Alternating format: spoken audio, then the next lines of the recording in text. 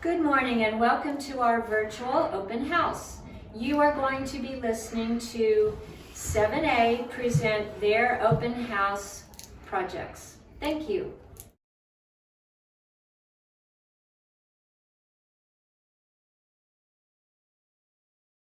I am doing my research project on Amenhotep III. Amenhotep III was born to Pharaoh Thutmose IV and one of his minor wives, Mutamia. Tragically, at the age of 6 to 12, his father passed away, forcing him to rule at a young age. And also, only 2 years into his reign, he married his later favorite wife, Tai. Funny thing about Amenhotep, he never really did any military action, except for one, against a colony in Kush for rebelling against the Kingdom of Egypt. But other than that, he used pure diplomacy. He gave gifts of gold to other nations while also marrying their king's daughters occasionally.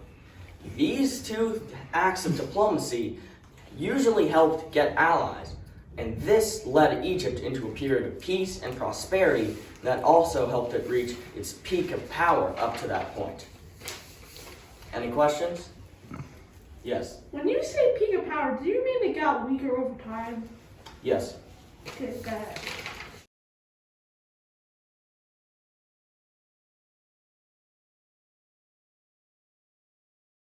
Hello, I am doing my presentation on Alexander the Great. Alexander the Great was one of the best Greek generals of all time by conquering Asia Minor, Egypt, India, Macedon, and Greece.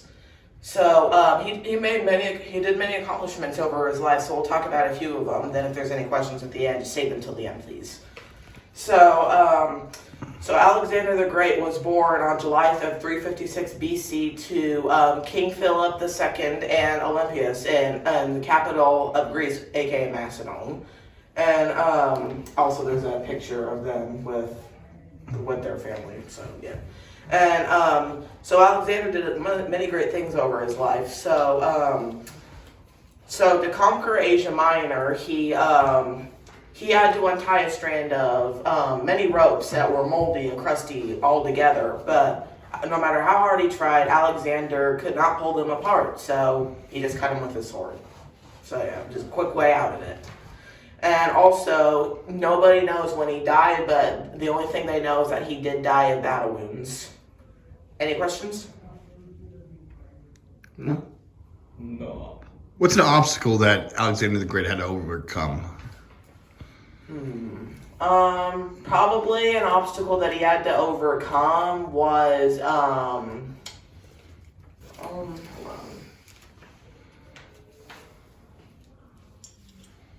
So one of his, that one was fighting Persia to free Greece from Persia. Because in the Greek-Persian Empire, if Alexander hadn't stopped Persia, then Greece might not have been its own country. Who knows?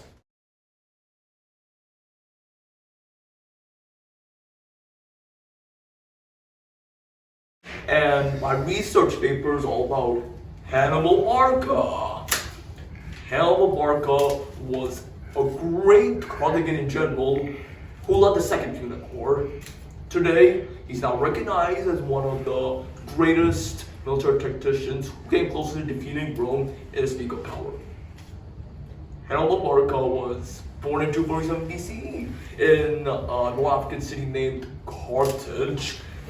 This city was the capital of the great Carthaginian Empire, which is spread out all across the Mediterranean Sea. The Carthaginian Empire can only be rivaled in terms of size, military wealth, and military strength to the rising Roman Republic. You see, Hannibal Barca was born in a great military family. His own father, Hamilcar Barca, is another great Carthaginian general who led the first Punic War against Rome alongside his advanced troops. But unfortunately, Hamilcar and his troops lost the first Punic War against Rome, and he was blamed as a scapegoat for the reason why his troops lost against Rome in the First Punic War. As an offspring, Hannibal felt anger, shame that his own father lost and tarnished that once proud family name. One day, Hannibal would like to personally avenge his father and defeat the Romans. Just like his father, he rose quickly to the Carthaginian forces. But before Hannibal became commander of all the Carthaginian forces, when he was received the title of commander, he dared on one of the most daring invasions the history's ever set foot on. Hannibal Barca has organized a significant troop with paid mercenaries.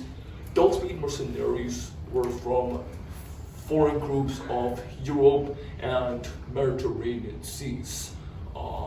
Those soldiers were from Numidia, foot soldiers from Gaul, the large amount of African war elephants, and this was at the most Hannibal's master plan. So he was trying to conduct his troop from North Africa to the northern coastline of Spain. Miraculously, Hannibal defeated not a Roman army in Italy, where no Roman army could defeat Hannibal's troops in Italy. Miraculously, once again, he defeated another Roman army with fewer soldiers and no supplies. Then, once the Roman Republic realized, they were going to send in a large Roman army to conquer the capital city, Carthage, where Hannibal truly met his match. He was defeated and probably died about 181, 183 BC. Who knows? Once again, Hannibal Barca was the greatest Carthaginian generals of all time. Plus, his wars were famous in all of history today.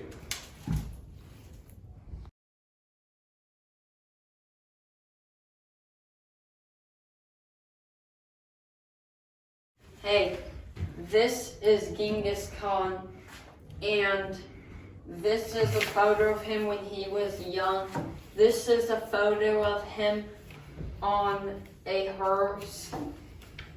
It's a statue. And then this is a painting of him about to fight. This is a picture of some of his brothers and sisters. And then this is a map of their plan to invade Europe and Asia. And this is the most famous picture of him. And then this is his house. And then this is the modern day flag. Now, this Genghis Khan had a really rough childhood with a bunch of stuff. His father left their family, then his mom got kidnapped, then his dad got poisoned, and they were poor, and it was really hard for him. But if I didn't mention, he is a real person. He has a very big beard, and then he's Asian, and he's from Mongolia. He is very big, and he has a deep voice. He was born on May 21, 1162, and then he died on the 25/12/27 AD. He had a lot of siblings, but he made his country one of the biggest empires in the world and had over 2,000 kids.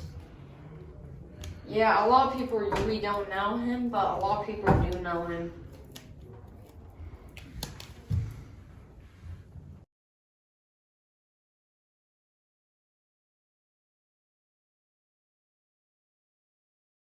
This is Zeus. This guy, this man. And he is the ruler of all gods and humans. And he is depicted two different ways in Homer's writings. As the god of justice and mercy, and as punisher of the wicked. Zeus grew up in a rough family situation. He was the youngest son of the Titan king and queen, Kronos and Rhea. Kronos, however, could not allow his children to live, because there was a prophecy they would overthrow him. So he ate them, but not Zeus. Rhea hid him on Mount Ida in Crete to hide with nymphs. And then when Zeus, but Kronos knew about his sixth child. He swallowed the other five.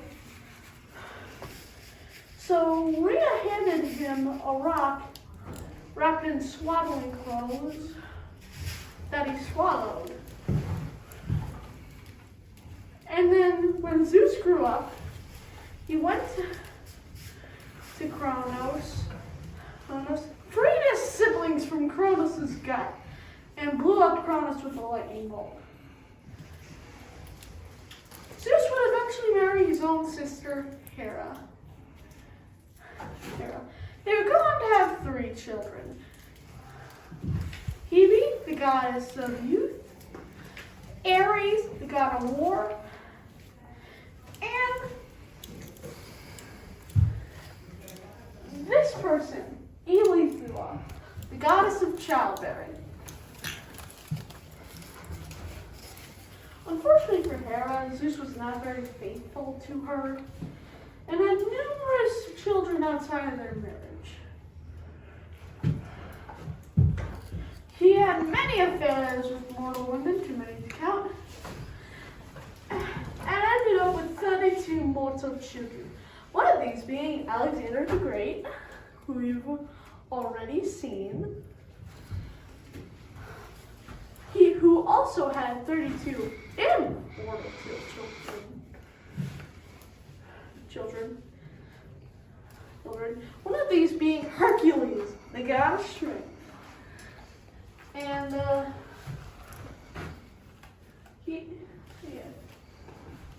So anyways, after the golden and silver ages of man, Zeus wanted to create the iron and bronze ages. But eventually he would hate the men in both ages and decide to kill them all with a giant flood. Like in the Bible. Like in the Bible from Noah. In conclusion, Zeus went through some tough times as a child, considering he could have been eaten by his own father, had way too many children to count, was ruler of gods and kingdoms. He was worshipped by the Greeks and Romans in the past. However, we remember him today from the pieces of art depicting him, including a future animated film by Disney called Disney's Hercules. Any questions? Welcome to our virtual open house event. Today, you'll be listening to Class 7B present their presentations.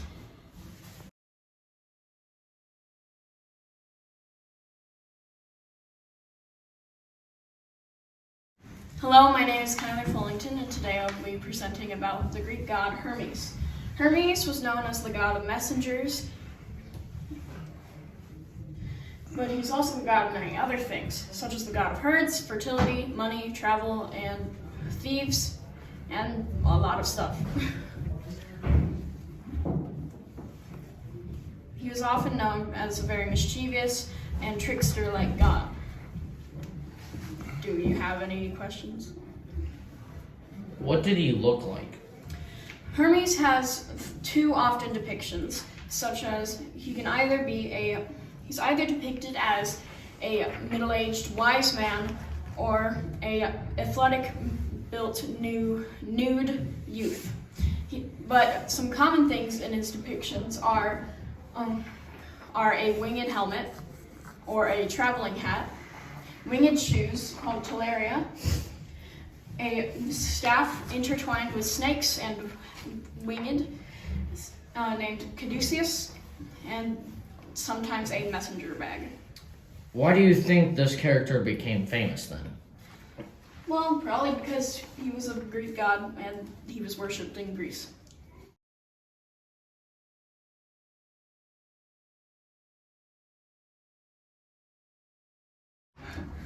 My name is Blake Bandish, and I will be representing Canoe.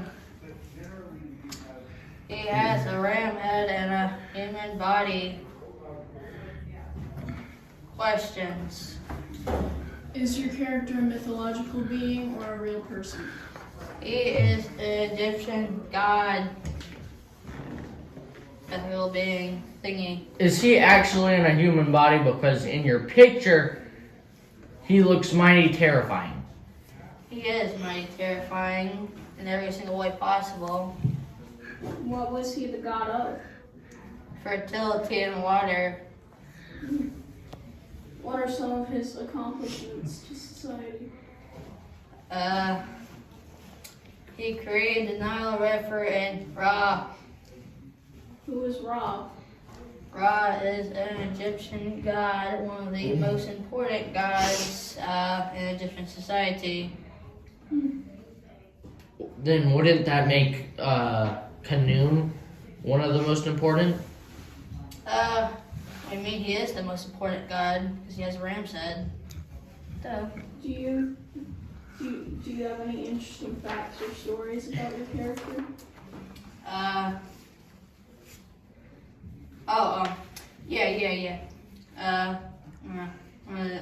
Oh yeah, he makes clay inside the mother's womb. I mean, children have clay inside the mother's womb. Why did you choose Canoe? Because he has a ram's head and I like the rams.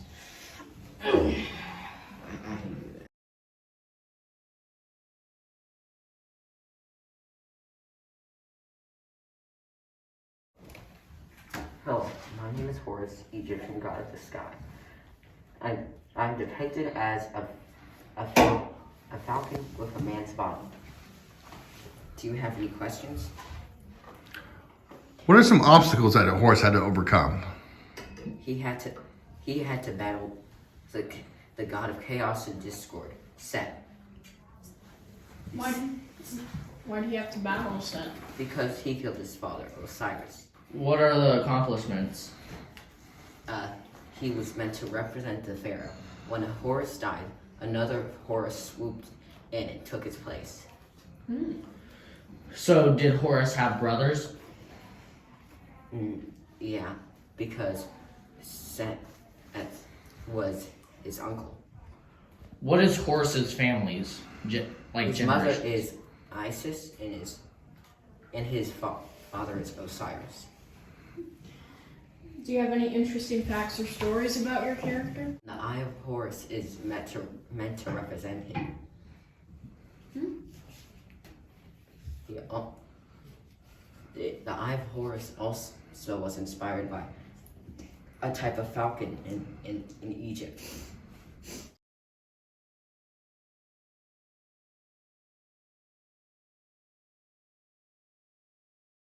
Hello, my name is Liam McKinless, and my person is Ahsoka the Great.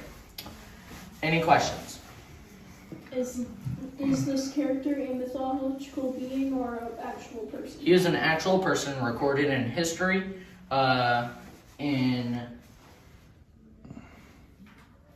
2068 BC. Do you have any information about his childhood? As a child, his father did not really love him. His father was more drawn to his older brother, and he was also with very bad problems with his face and skin. And any other questions? What's an obstacle that he had to overcome? He had to overcome his father passing away and his brothers and his brother's army trying to overthrow him as the new king. This happened. How he resolved the problem was he burned everyone in a pit of fire, and they all were burnt alive. somewhere alive. Does he have any major accomplishments? One of the major accomplishments is he spread Buddhism all over Asia and was probably one of the most known Indian rulers of the Meridian Empire. What made him convert to Buddhism? He had a big, so he tried to take over an area called Kalingan, and Kalingan he thought would be an easy fight, but really it took over a few months or a year, and after the results he knew that the results were terrible. He lost hundreds of people, and he kidnapped he enslaved over 150,000 souls, and the acts of his choices were said regrettable by the gods.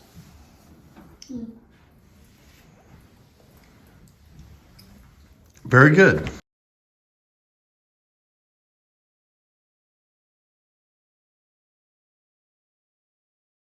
Harald was a Norse Viking who went all around the world and fought in many battles, from Africa to England, and all the way in between. Do you have any questions? What's his greatest obstacle that he had to overcome? His greatest obstacle would probably be the death of his half-brother, Saint Olaf, in the Battle of Stiklestad in Norway. What was his greatest accomplishment? His greatest accomplishment would probably be, once he finished all of his battles, he went all the way back to Norway and took back the Norwegian throne. Thank you.